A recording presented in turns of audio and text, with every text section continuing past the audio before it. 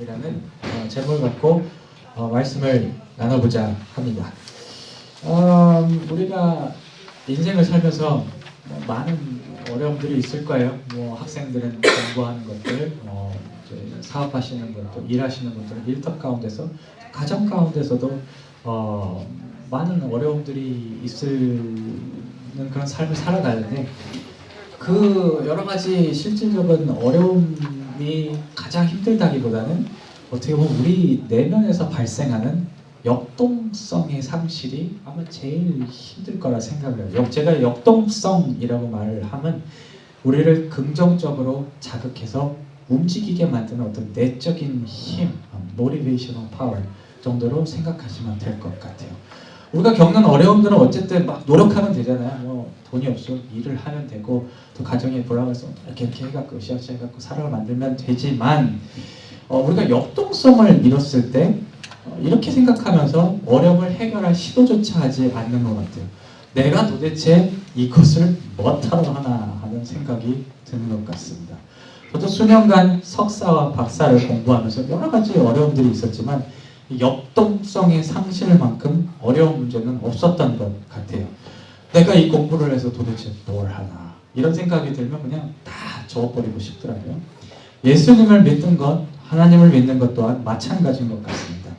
신앙생활을 하면서 경험한 도전들은 이런 노력 저런 노력으로 극복할 수가 있지만, 이 신앙의 역동성을 잃었을 때, 그러니까 하나님을 믿게 하는 내적인 원동력을 잃었을 때는 정말 답이 없는 것 같아요.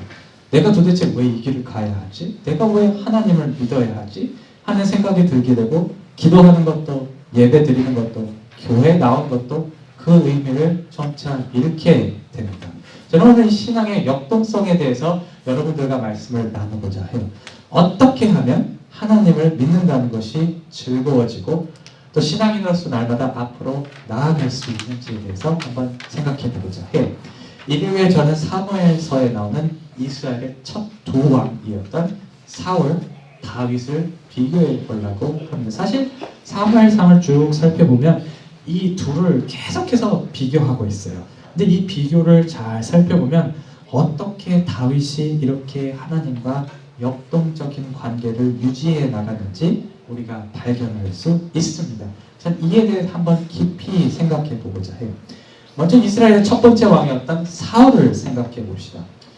비록 나중에 하나님이 이 사울을 버렸어요. 버려서 말로가 상당히 비참했습니다. 자기가 자기 칼에 엎드려서 죽었죠. 그런데 이 처음 시기를 보면 이 사울 또한 하나님이 선택하셨고 사용하셨던 왕이었어요. 사무엘상 11장 6절에 사울의 왕권 초기에 initial phase of his rulership, 왕권 초기에 이제 군대를 모으는 장면에서 하나님이 사울을 사용한 것에 이렇게 표현을 합니다. 사울이 하나님의 영에 크게 감동되매. 어떻게 보면 이렇게 하나님과 가까운 관계를 유지했던 왕이 점점 하나님과 거리가 먼 삶을 살게 됩니다. 그래서 15장 11절에 가서는 하나님이 사울을 포기해버리죠. 내가 후회한다 라고 얘기를 합니다. 이와는 반대로 다윗은 그의 삶의 처음부터 마지막까지 하나님과 붙어있는 삶을 살았어요. 물론 고비는 몇 차례 있었어요. 나쁜 짓 많이 저질렀어요. 다윗도 이렇게 보면은. 근데 근본적으로 그의 삶에서 하나님이 떨어져 나간 적은 없습니다. 오히려 그의 삶을 살펴보면 하나님과 그의 관계가 역동적으로 계속해서 이어져 있는 모습을 볼 수가 있어요. 일이 잘 풀리면 하나님께 감사드리고, 또 실수할 때는 용서를 구하고 하나님과의 관계를 회복하는 일상이 그의 생애에서 계속해서 반복됩니다. 때문에 하나님께서는 사울에게 했던 내가 후회한다 라는 말을 다윗에게는 한 차례도 하지 않았습니다. 그러면 도대체 다윗에게는 사울과 어떤 차이가 있었기에 신앙의 역동성이 상실되지가 않았을 것일까요? 도대체 무엇이 다윗을 지속해서 하나님께 붙어있게 만들었을까요? 오늘 주어진 본문, 오늘 우리가 읽은 본문은 그 질문에 대한 해답을 다윗의 마음에서 찾습니다. 본문 7절에서 하나님을 다윗을 선택하고자 하는 이유가 그의 마음 때문이었다고 밝혀요. 이 사람의 겉모습에 이끌렸던 사무엘을 지적하면서 나 여호와는 중심을 본다라고 얘기를 하죠. 여기서 중심은 히브리어로 레박이라는 단어인데 그냥 직역하면 마음이에요.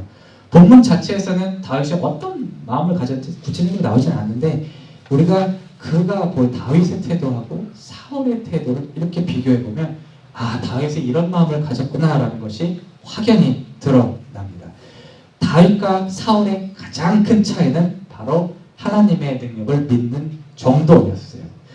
사울이 하나님을 실망시킬 때 보여준 태도는 바로 하나님의 능력을 전적으로 믿지 못함에 있었습니다. 15장을 쭉 살펴보면 이것을 확인할 수 있으세요. 이번에 이 부분에서 이제 하나님의 야 사울도 다 때려 부셔, 네가 전쟁 나가서 저게 보는 것들 다 부시고 없애버려라고 얘기를 했는데 사울은 그 말씀 어기고 좋은 것들을 이렇게 챙겨줘.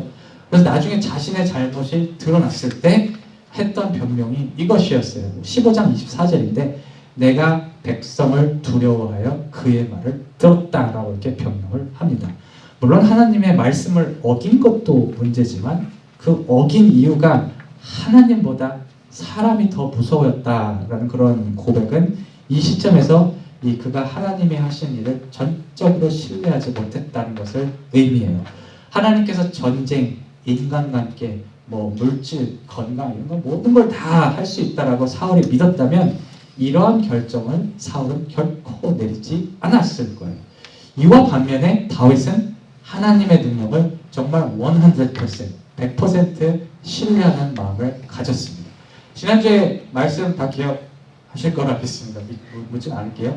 다윗과 골리앗을 대적하면서 돈 몇 개만 이렇게 가지고 나갔던 이 어이없어 보이는 자신감을 가졌던 것은 바로 다윗이 하나님의 능력에 대해서 강하게 신뢰했기 때문이에요. 사울과는 달리 다윗에게는 하나님이 다 하실 수 있어 하는 마음이 있었던 것이죠. 이 스토리를 앞으로 조금 이렇게 돌려봐도 미래로 이렇게 조금 돌려봐도 이런 동일한 마음을 다윗에게서 발견할 수가 있어요. 무슨 일이 일어났냐면 사울이 다윗이 자꾸 인기가 올라가니까 죽이려고 쫓아와요.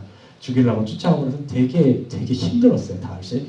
근데 어느 순간에선가 복수할 기회가 탁 온 거예요. 이 굴에서 다윗이 사울을 마주쳤는데 모두가 야 다윗 너 이 사울 왕한테 가서 복수해 이렇게 다 얘기하는 상황이었어요. 근데 그 상황에서 다윗이 뭐라고 얘기하면 24장 15절에서 이렇게 얘기합니다. 그런즉 여호와께서 재판장이 되어 나와 왕 사이에 판결하사 나의 사정을 살펴 신원하시고 나의 왕을 손에서 건지시기를 원하나이다. 그러니까 뭐냐면 나는 하나님이 다 해결해 주실 것을 믿습니다 라는 고백. 그리고 사울한테 손을 대지 않습니다. 한 가지 다윗의 삶을 통해서 그리고 다른 성서의 많은 사람들을 통해서 알 수 있는 매우 중요한 사실은 하나님은 자신에게 보내는 이 전적인 신뢰에 언제나 응답하시는 분이라는 사실입니다. 다윗은 사자와 곰, 골리앗 그리고 자신의 적이 된 이 사울과 마주하며 가졌던 이 하나님의 능력에 대한 확신을 하나님은 모두가 응답을 하셨어요. 다윗 사울과 사자와 곰의 이빨에서 다윗을 건져내셨고 골리앗을 쓰러뜨게 하셨으며 시간은 좀 걸렸지만 사울 문제를 해결해서 다윗이 차기 왕으로 흠없이 즉위하게 만들었어요. 신약에서도 이런 얘기 너무나도 많습니다. 혈루병을 앓는 여인이라는 그 스토리 아시는 분들 기억하실 텐데 오랜 기간 동안 피를 많이 흘려서 예수님을 찾아갔던 이 여자가 단지 옷깃을 예수님을 맞았는데 나았어요. 그 얘기는 뭐냐면 예수님을 능력을 전적으로 내가 옷깃만 만져도 나을 거라라는 그런 신뢰에 대한 하나님이 응답을 하신 것이죠. 백부장 얘기도 아시잖아요. 백부장이 예수님께 뭐라 그랬냐면 말만 하십시오. 그러면 내 종이 날 것입니다. 이렇게 얘기해요. 전적인 신뢰를 보냈더니 하나님께서 응답하셨어요. 저희가 나누었던 이 모든 말씀을 종합해보면 이러한 결과에 도달합니다. 신앙의 역동성이란 우리가 하나님께 보내는 전적인 신뢰와 그에 대한 하나님의 응답을 통해 주어지는 것이다.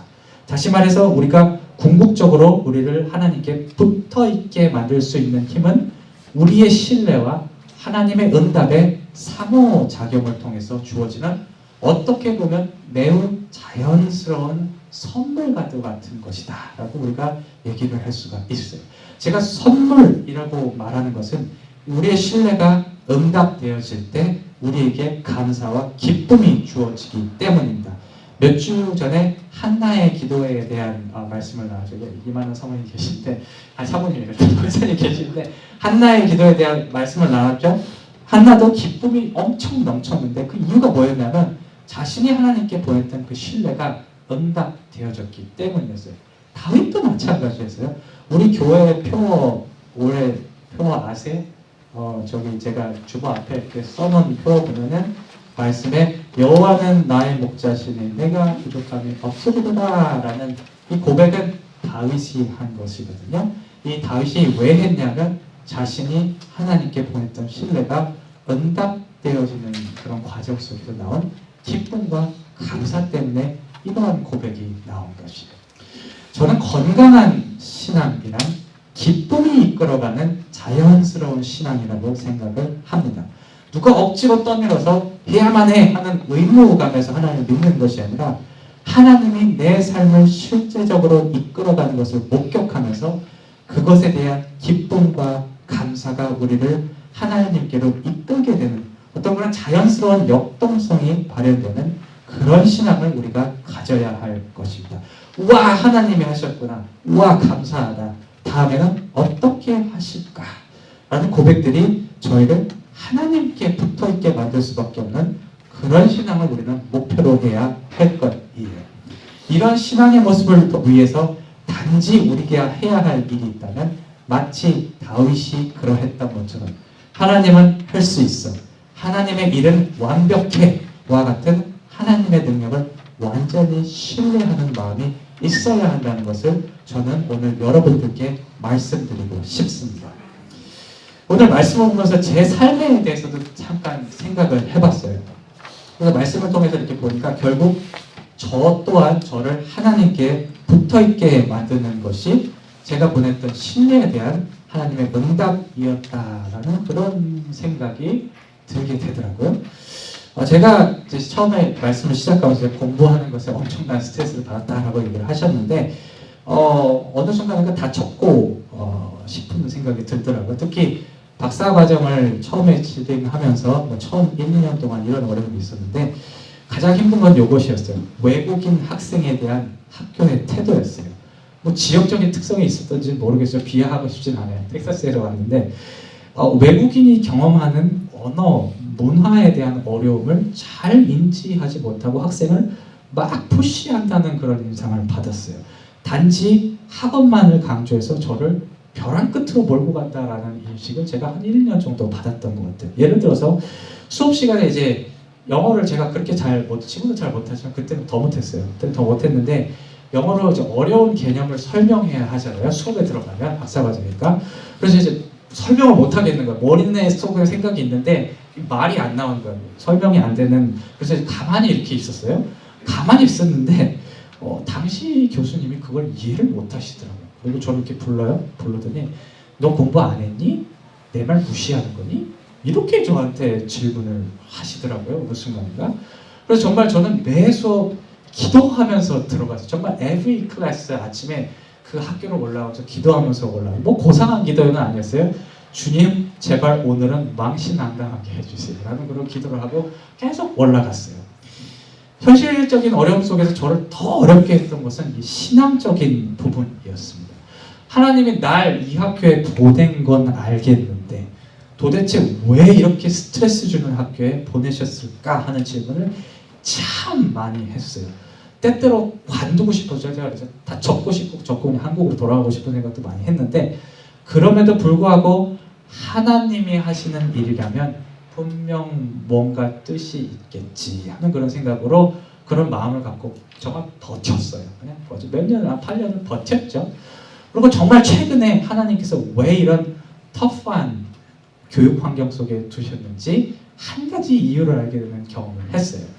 제가 이 교회 1월 달에 왔어요. 1월 1일부터 시작을 했는데 이 교회에 오고 나서 몇 주 안 돼서 제가 교회 연합회의에 참석한 경우가 있었어요. 이 폴랜드 위쪽 지역, 밴쿠버 이쪽 지역 모든 목사님들 오셔서 하는 그런 회의였어요. 뭐 몇 주 안 됐고 그랬으니까 목사님들 아무도 모르고 거기 참석한 목사님 아무도 모르고 그냥 제가 인사하면서 다녔어요. 근데 그 와중에서 잠깐의 회의와 어떤 대화의 시간을 가졌는데 그 찰나의 순간에 한 연세가 있으신 목사님이 저에게 다가오시더니 이렇게 물으시더군요. 목사님 혹시 신학교 강의 하나 해줄 수 있어요? 이렇게 물어보시더라고요. 당연히 할 수 있죠. 그렇게 얘기하고 넘어갔어요. 그 당시에는 제가 이렇게 목사님에게 개인적으로 감사한 마음이 있어요. 내가 공부했던 거를 높게 평가해 주셨구나 라는 그런 감사한 마음이 있었는데 제가 몇 주 전에 제 강의를 딱 시작하고 보니까 이 강의가 미래 목사님들을 키워내는 그런 강의였던 거예요. 다 목사 후보생들인 거예요. 와, 내가 이런 일에 참여하는구나 라는 자각이 들면서 이런 생각이 들었어요. 하나님께서 나를 그렇게 터프한 학교에 밀어 넣으신 것이 이 강의와 같이 의미 있는 일들을 맡기시려 하심이었구나.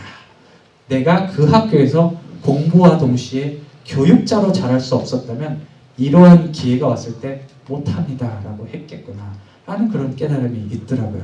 하나님께서 그분의 선한 뜻을 믿고자 하는 나의 신뢰에 응답하셨구나 하는 깨달음이 주어지는데 참 기쁘기도 하고 감사하기도 하고 한순간 한편으로는 부끄럽기도 했어요. 말씀을 정리할게요. 여러분들 살면서 하나님을 믿는다고 하는데도 내가 원치 않는 어려움에 봉착할 때가 있을 것이에요. 여러분들 이런 상황에는 실망하실 수가 있을 것입니다. 그런데 하나님에 대한 실망은 하지 않았으면 좋겠어요. 그보다는 하나님의 능력과 계획은 언제나 완벽하다는 믿음을 갖고 앞으로 나아가시길 바랍니다. 우리가 그 신뢰의 끈을 놓지 않고 살아갈 때 어느 시점에서인가 그 신뢰에 주어지는 하나님의 응답을 반드시 발견하실 수 있으실 겁니다. 그리고 여러분들의 신뢰가 하나님의 응답으로 증명될 때 신앙함이 즐거워질 것이고 좋은 일 가운데서는 감사가 있을 것이고 어려움 가운데서는 기대가 있을 것입니다. 이러한 역동성을 지닌 신앙을 만들어가는 저와 여러분들이 되시기를 주님의 이름으로 축원합니다.